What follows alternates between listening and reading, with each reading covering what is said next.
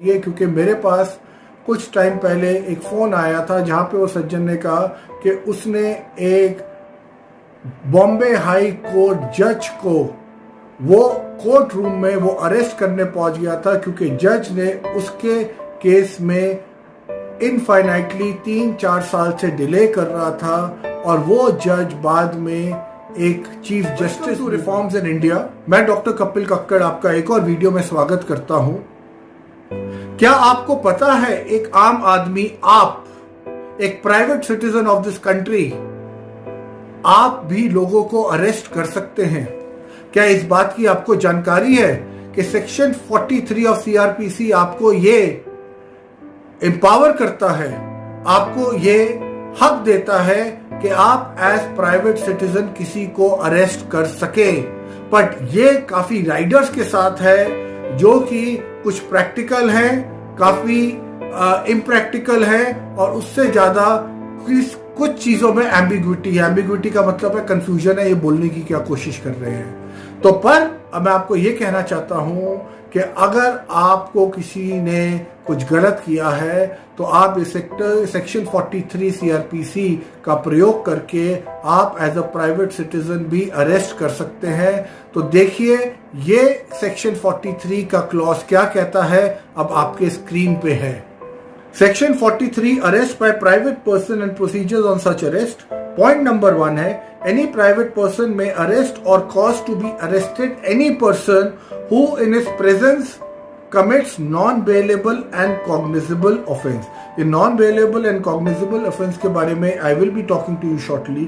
or any proclaimed offender and without unnecessary delay shall make over or cause to be made over any person so arrested to a police officer।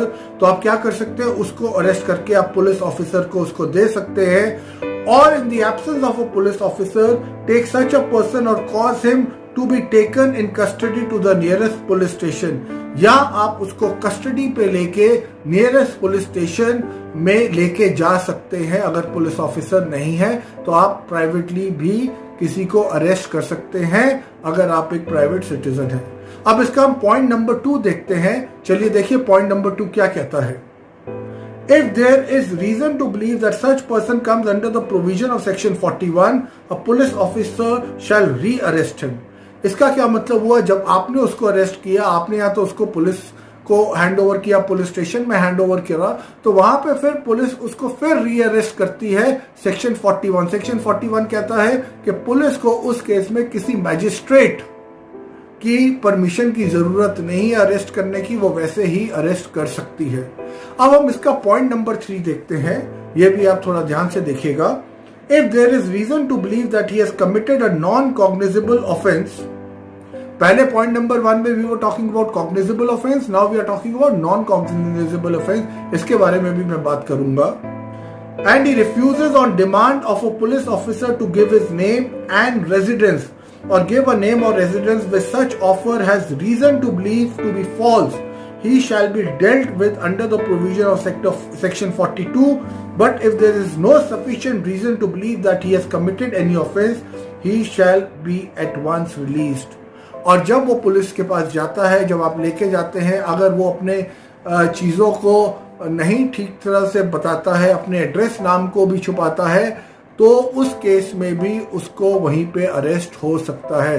तो as a private citizen आपके पास power है, पर जैसे मैंने कहा कुछ practical है पर 99% इम्प्रैक्टिकल है, तो कुछ वर्ड को आप थोड़ा इग्नोर कर दीजिए। तो देखते हैं कैसे।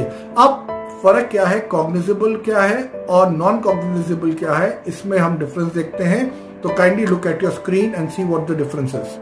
कॉग्निजेबल ऑफेंसेस कौन से हो गए? Murder, rape, kidnapping, dowry death, theft, culpable homicide, waging war, unnatural offence.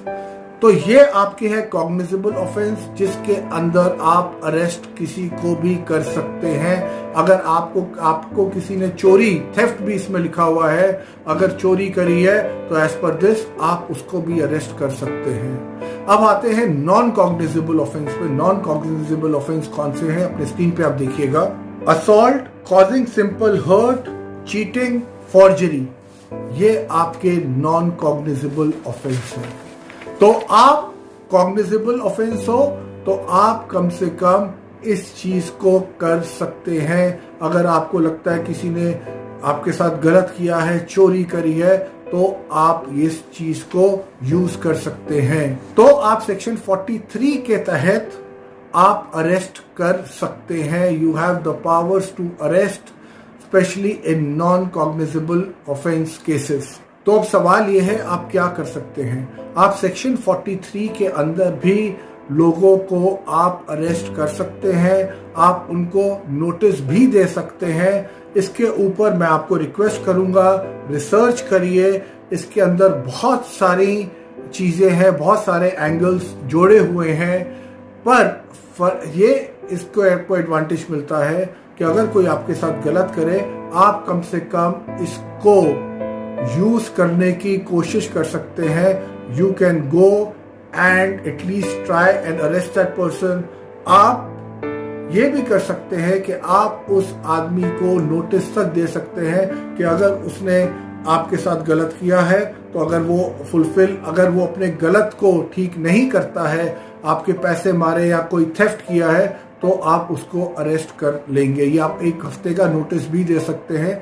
इसमें और भी थोड़ी जानकारी है, ये मैं आपको इसके ऊपर भी कहूँगा थोड़ा, और आप खुद भी इस पे फाइंड आउट करिए। क्योंकि मेरे पास कुछ टाइम पहले एक फ़ोन आया था जहाँ पे वो सज्जन ने कहा कि उसने एक बॉम्बे हाई कोर्ट जज को वो कोर्ट रूम में वो अरेस्ट करने पहुंच गया था, क्योंकि जज ने उसके केस में इनफाइनाइटली 3-4 साल से डिले कर रहा था, और वो जज बाद में एक चीफ जस्टिस भी बना था।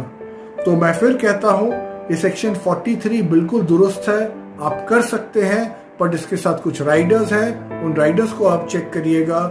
और दूसरा, इसके ऊपर थोड़ा और रिसर्च करिए। ये मैंने वीडियो इसलिए बनाया है क्योंकि आपको बता दूं, आपके भी कुछ राइट्स हैं, उन राइट्स को आप यूज कर सकते हैं, एक्सरसाइज कर सकते हैं, और उनके ऊपर रिसर्च करके एप्रोप्रिएट एक्शन ले सकते हैं।